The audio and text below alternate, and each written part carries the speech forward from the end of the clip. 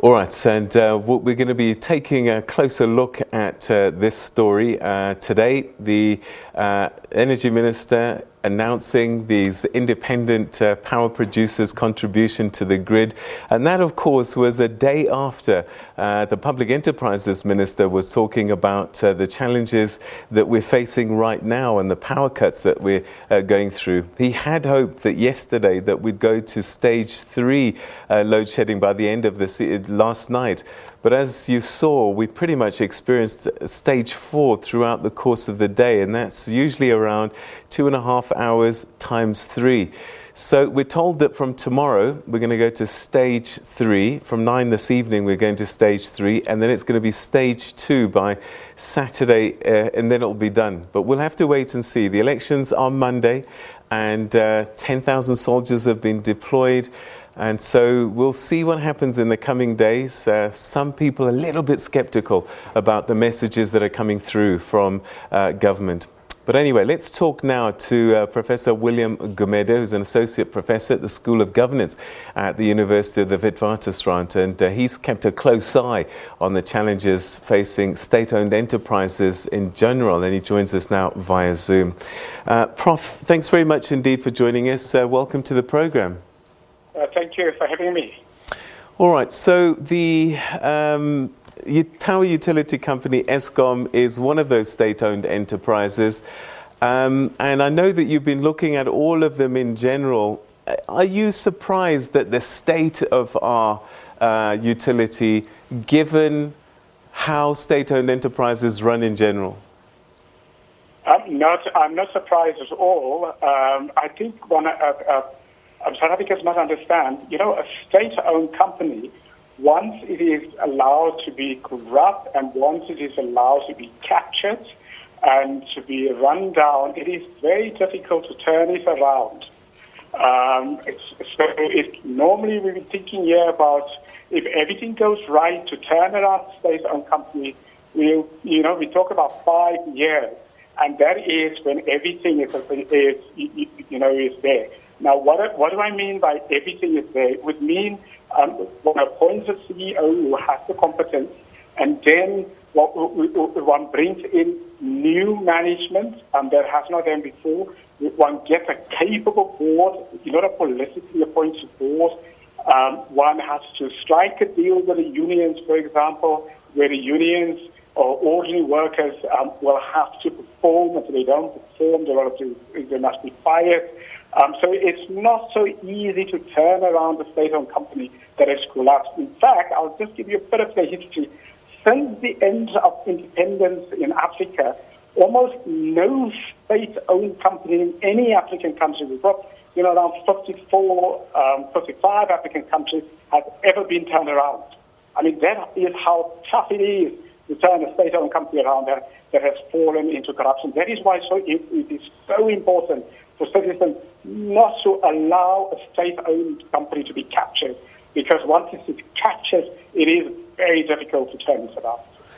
All right, so does that mean that we have to privatize these entities or go the telecom route where you allow a significant amount of private equity? Yes, so what are the options? Of course, the first route, if the government is serious about turning around Eskom, let's just take Eskom as an example, then, the CEO of Eskom must be given all of the support, to do that turnaround. We can't have political intervention. If he needs to fire his whole management, then he must be allowed to do that in order to turn it around. If he needs to fire anyone, if he, ordinary staff member, if he has to cut off, close every procurement deal that is there in order to turn it around, he has to be allowed to do that.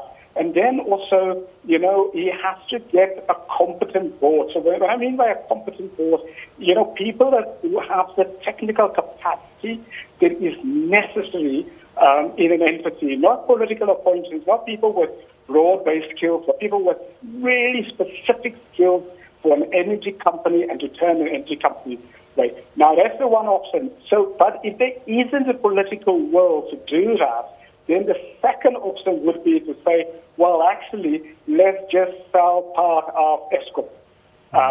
Sell it to the private sector and let the private sector appoint a board and let the private sector appoint their own management and give the private sector the power to fire whoever is incompetent in the organization, to stop all of the procurement deals which are corrupt and ineffective. Let them do it and let them take responsibility if the politicians cannot take responsibility if it's a fully state-owned company. But, Prof, we have a functioning Auditor General's office. We have the Public Protector. We have all these institutions that can oversee the running of state-owned enterprises.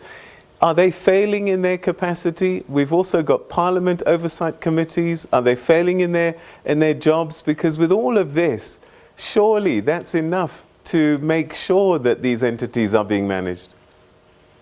No, the Auditor General is not failing. The Auditor General has been making recommendations. The problem lies is a political problem.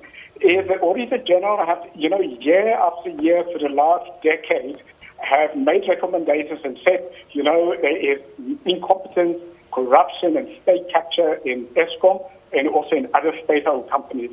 Now, it is the politicians who are not acting. We haven't seen, even after all of the reports of the Auditor General, no one has ever been fired at the state-owned company. No board member has been fired. No executive has been fired.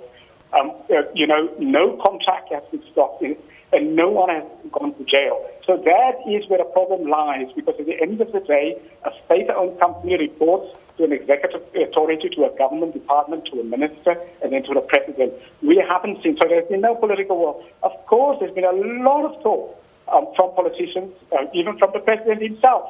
But, talk is not enough. There has to be action to turn around the state-owned companies.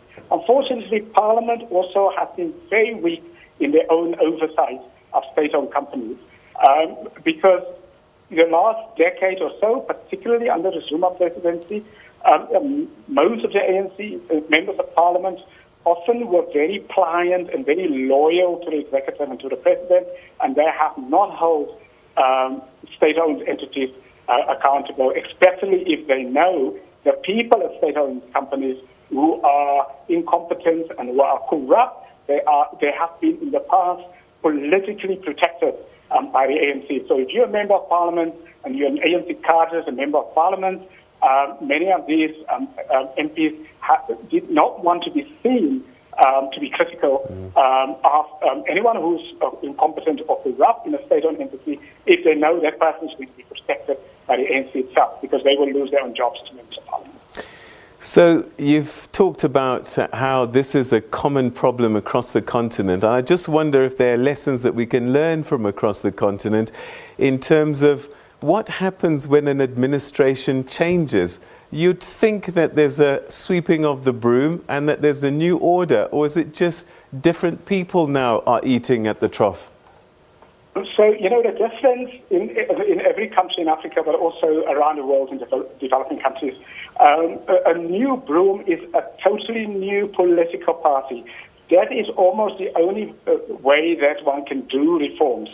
So if it's a party, a governing party that has been corrupt, sitting governing parties cannot do reform of their own. I mean, they're too implicated themselves. So, a clean sweep can only happen not only in South Africa, not only in Africa, in any country in the world. You can only sweep clean if there's a totally new government, a different party, different individuals, fresh ideas, fresh individuals who are not part of the corruption and who are not beholden to the people who are corrupt and incompetent, and then they can clean it. That is almost the only way that reform can happen. So for the last 100 years of humankind, a sitting political party that has been corrupt has never, ever been able to do a clean sweep anywhere in the world for the last 100 years. It has never happened. So it will be very difficult to imagine that it can happen in South Africa if it has never happened anywhere else in the world. So what you're saying is, for as long as the ANC is the majority party in South Africa, it doesn't matter who you put as the CEO of Eskom, they will never be allowed to turn things around. Unfortunately, and sadly, that may be the case. I mean, there is, of course, we could try to be different, to go against all conventions, from our country here. And that would mean, so the ANC remains in power, it would mean then that the ANC really do clean. And when I say they do clean, that they cut off every person.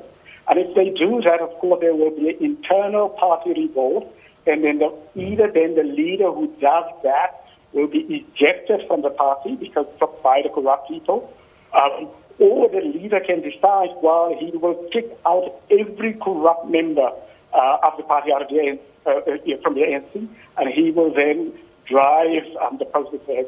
What it would mean then, it would be a split in the ANC, and you would have, let's call it a clean group who will do the reform, and another group who will form their own party. Maybe in that context it can happen. Now that has happened, for example, in the 1970s in Mauritius.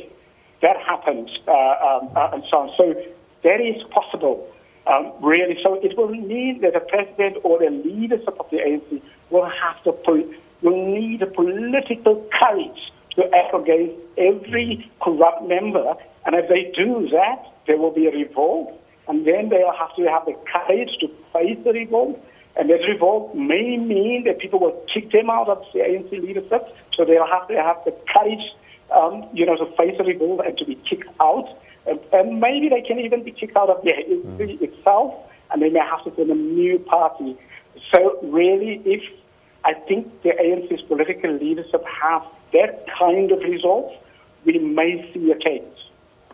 Is there still a case for state-owned enterprises, state-owned entities? The argument usually is that there are some national critical assets that can't be left to the private sector. Is there an argument for that, or the damage to those national critical assets is so great that we can't afford to keep the status quo? Of course, theoretically there's always a case for state-owned companies, but one has to be very careful for if a private sector company can provide services, then there's no need for a state company in that sector or area. Now, when a private company cannot provide a service in a certain sector or to produce a certain product, now then one can set up a state-owned company. Now that really is, from an academic point of view, from a research point of view, that's how one looks at, when to create a state company. Now, sometimes the state doesn't have to control the whole company, and often what we've seen is, and I did a report for the Presidential Review Commission of 2009, when former President Jacob Zuma was still the president, and I looked at case studies that our government can learn from. And what came clear from my own research was that in countries where state-owned companies, where governments actually have a smaller share, but they're still in control, but they are private investors, those companies are actually doing much better. I mean, look, for example, the case of Telkom is a perfect example of that. Okay, Professor William Gumede, thank you very, very much indeed for those fascinating insights.